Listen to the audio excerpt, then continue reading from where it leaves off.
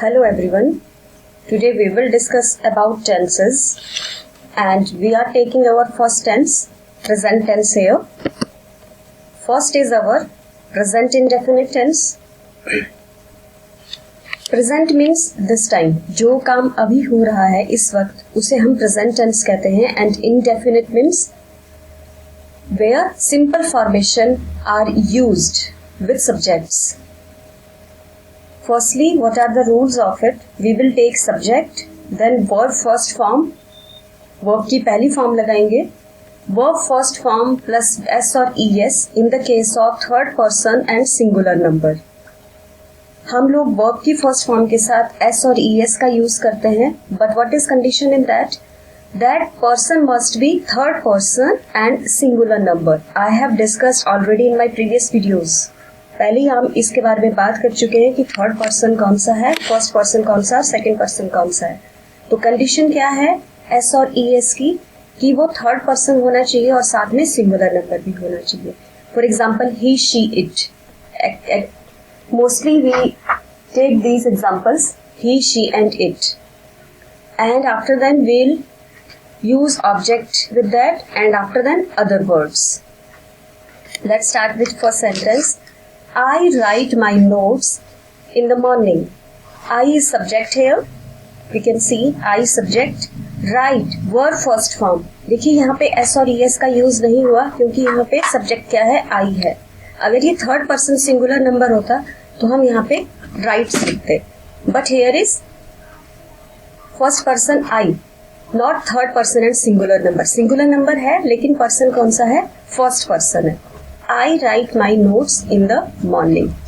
Next is he takes an apple daily. He is our third person and singular number. He, वह, अब पता नहीं कौन है बट वो सिंगुलर नंबर है और थर्ड पर्सन है. He takes an apple daily. They go to library on every Monday. They is our third person but it is plural number. They बहुत सारे हैं. वे हर मंडे को लाइब्रेरी जाते हैं. प्रत्येक मंडे को लाइब्रेरी जाते हैं. Next is we respect our parents. It is our fourth sentence. We, it is first person but plural number. First person plural number. Subject is we. We respect our parents. So it is our present indefinite tense. Now present continuous tense. Continuity, लगातार जब कोई काम हो रहा है.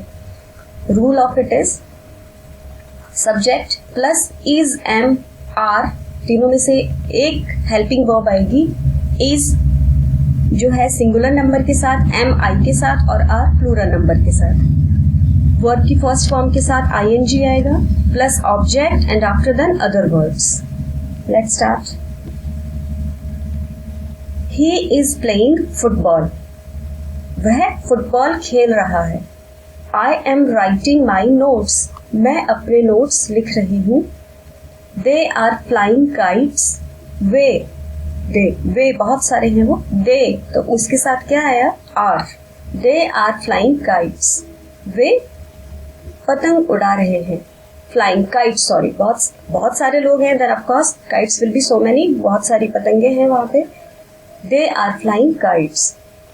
You are walking very fast. तुम बहुत तेज चल रहे हो. ही के साथ इज, आई के साथ एन और जो प्लूरल सब्जेक्ट्स हैं इनके साथ are. Next is our present perfect tense. चुका है, चुकी है, चुके हैं, ये इसकी पहचान होती है हिंदी में. Let's see its rules. Subject plus has और have as we have done in present indefinite tense with third person singular number. देखिए हैज कहाँ यूज होगा, with third person and singular number, और बाकी सभी सब्जेक्ट्स के साथ हैव आएगा प्लस वर्ब की third form and after then object and then other words. First example, my sister has finished her studies. My sister, third person, मेरी बहन. ना वो आप हो ना मैं हूं, वो थर्ड पर्सन है जिसके बारे में हम बात कर रहे हैं. माई सिस्टर हैज, तो उसके साथ हेल्पिंग वर्ब क्या आया? Has. And third form finished. Her studies. Next example, students have completed their work. Here are so many students, plural subject, and helping verb have. Plural subject है, I के साथ भी have आएगा. अगर वो singular, I to singular number है उसके साथ भी have आएगा. But students are also here. It is plural number. Students have completed their work. Next is our third example. She has washed clothes. वो कपड़े धो चुकी हैं. She, वह. थर्ड पर्सन सिंगुलर नंबर, तो हमने किसका यूज किया है यहाँ पे? हैज. और वर्ब की हमेशा थर्ड फॉर्म आती है परफेक्ट टेंस में. She has washed clothes. Next, you have worked very hard. You is always in plural formation. Maximum time we use it in plural formation. You have worked very hard. You के साथ हमारा helping verb क्या है? Have.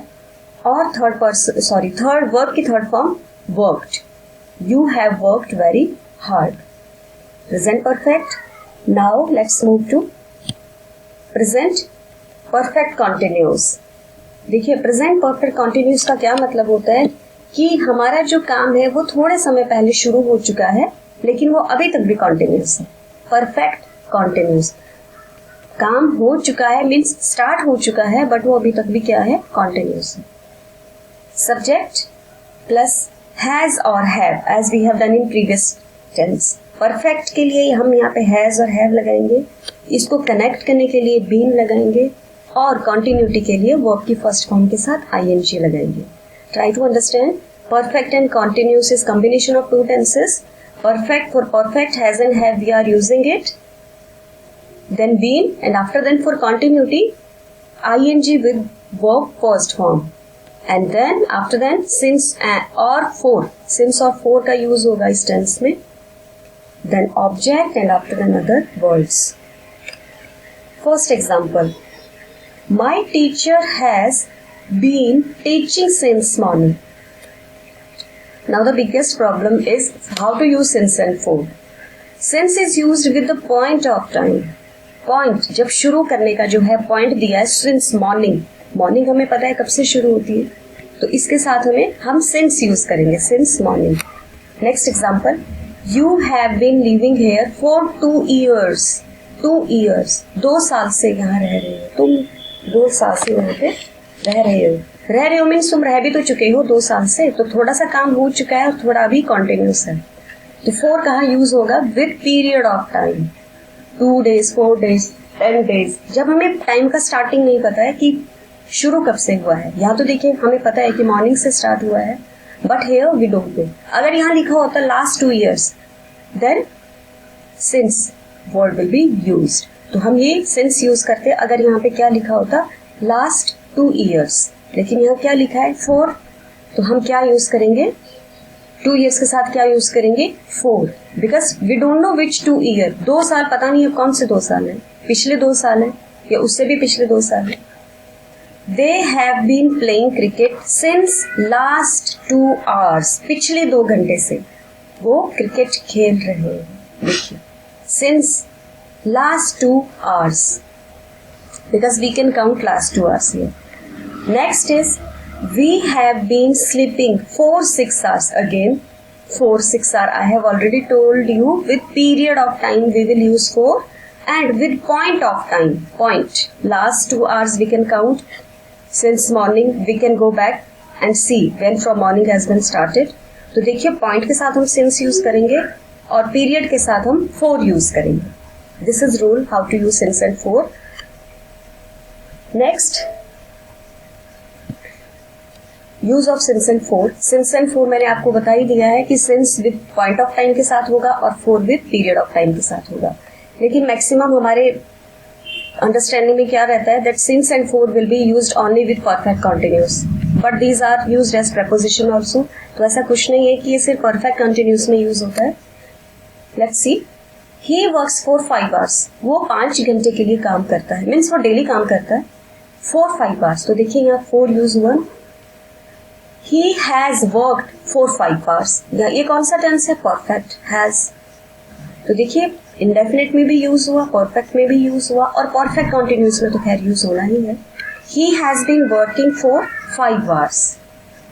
This is an example which I am discussing with you. ये clerical exam में आया था. He has worked for 3 hours yesterday. ये एग्जाम्पल था और ये इसके ऑप्शन है कि how to correct it. Will have been working, has been working और works. He has worked for 3 hours yesterday. वह कल 3 घंटे काम कर चुका था, कर चुका है, सॉरी हैज लगा है ना, तो कर चुका है आएगा. तो देखिए ऑप्शन में will have तो हो ही नहीं सकता, फ्यूचर है. has been भी नहीं हो सकता क्योंकि वो yesterday है. Is it correct? yesterday है तो has been भी नहीं हो सकता क्योंकि has तो हम लोग प्रेजेंट में यूज करते हैं, और यहाँ पे क्या हो गया, यहाँ पे ये yesterday कल की बात हो चुकी है. और यहाँ पे क्या है, सॉरी वर्किंग तो मीन्स अभी तक वर्क होना चाहिए था ना, वो स्टिल कंटिन्यू. तो हम हैज बीन वर्किंग भी यूज नहीं कर सकते क्योंकि वो कल काम खत्म हो चुका है. yesterday वर्ड इज गिवन है. नेक्स्ट इज वर्क्स देखिए हमने यहाँ वर्क्स यूज किया है, बट वो वहां पे और क्या वर्ड है साथ में, yesterday. तो कल काम करता है तो ऐसा तो नहीं हो सकता, कल तो वक्त तो खत्म हो चुका है. और नेक्स्ट ऑप्शन था इसमें नन ऑफ दीज. तो देखिए ये there will be no correction क्योंकि ये टेंस बिल्कुल ठीक है. इनमें से ये ऑप्शन जो है सब ये रॉन्ग है. There will be no improvement.